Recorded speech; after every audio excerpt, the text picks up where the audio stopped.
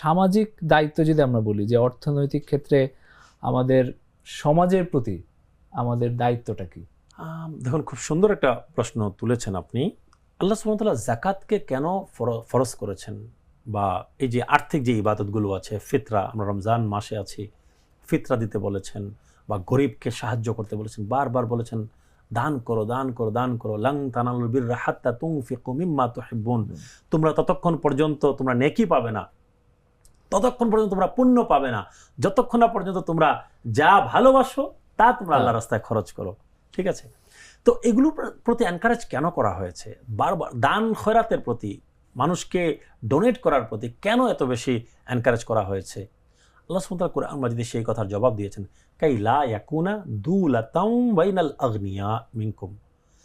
আল্লাহ সুবহানাহু ওয়া তাআলা বলছেন, সম্পদ যেন তোমাদের ধনী যারা আছে তাদের হাতে যেন পুঞ্জীভূত না হয়ে যায়। আমাদের সমাজে কিন্তু এটাই হচ্ছে। আমাদের সমাজ না শুধু, আমাদের দেশ না শুধু, সারা পৃথিবীতে এটা হচ্ছে। আপনি ইউরোপ আমেরিকার কথাও যদি বলেন, ধনী শুধুমাত্র আঙ্গুল ফুলে কলা গাছ হচ্ছে, গরিব কিন্তু গরিব থেকে আরো গরিব হচ্ছে। ঠিক আছে?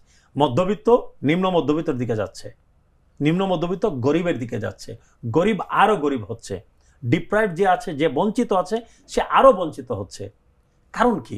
কারণ আমরা অর্থনৈতিক যে অ্যাগ্রেসিভ ক্যাপিটালিজম, উগ্র যেই পুঁজিবাদের দিকে আমাদের দেশ, আমাদের সমাজ, আমাদের পৃথিবী এগিয়ে যাচ্ছে, অ্যাগ্রেসিভ ক্যাপিটালিজম। আমাকে টাকাওয়ালা হতে হবে, আমাকে ধন কুবের হতে হবে, বিজনেস ম্যাগনেট হতে হবে, হাজার হাজার কোটি টাকা আমার ঘরে থাকতে হবে। এই যে চিন্তা চেতনা, এই চিন্তা চেতনা কিন্তু আমাদেরকে এই ধন বৈষম্যের দিকে আমাদেরকে নিয়ে যাচ্ছে। তো আমাদেরকে অবশ্যই আমাদের পরিবার, আমাদের সমাজ, আমাদের রক্তের সম্পর্কের আত্মীয় স্বজন, আমার আশেপাশে প্রতিবেশীদের মধ্যে গরিব মিসকিন যারা আছে, আমাদের সামর্থ্য অনুযায়ী তাদেরকে অবশ্যই দান খয়রাত করতে হবে। ফরজ জাকাত তো অবশ্যই দিতে হবে। জাকাত দেওয়ার ক্ষেত্রে হিসাব কিতাবগুলো খুব গুরুত্বপূর্ণ। আমরা অনেকে জাকাত দেই জাস্ট মুখের হিসাবে। প্রকৃত যেই ক্যালকুলেশন দরকার, আমার বিজনেসে এত টাকা আছে, আমার ঘরে এত টাকা আছে, এতটুকু স্বর্ণ আছে, প্রকৃত একটা হিসাব করা, ক্যালকুলেশন করা, তারপরে 2.5% রমজান মাসে জাকাত দিয়ে দেয়া।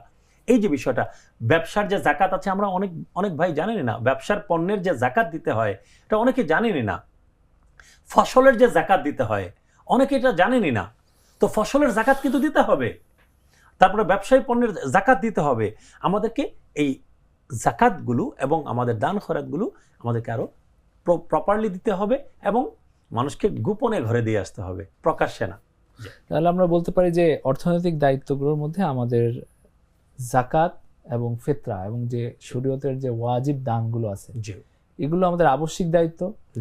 আর নফল দান সদকা, এটা যদি আমরা করি সেটাও আমাদের একটা দায়িত্বের মধ্যে। ইসলাম বারবার এনকারেজ করেছে, নফল দান খয়রাতের ব্যাপারে অনেক বেশি এনকারেজ করা হয়েছে।